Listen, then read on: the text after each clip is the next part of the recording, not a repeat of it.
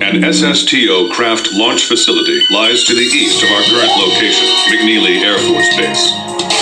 The facility was a collaborative project between OSIA and Yuktavani. It was built to be a bridge to outer space, with a mass driver 7.5 miles in length. Our radar has detected several planes from a Yuktavanian squadron approaching the facility from several directions. The facility is currently conducting pre-launch operations for an SSTO craft. The base commander will provide you with further orders.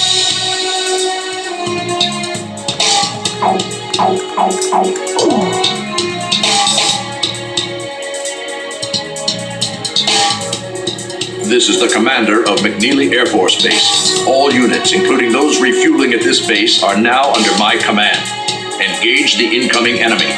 All untrained pilots are barred from taking off. Those guys are still kids.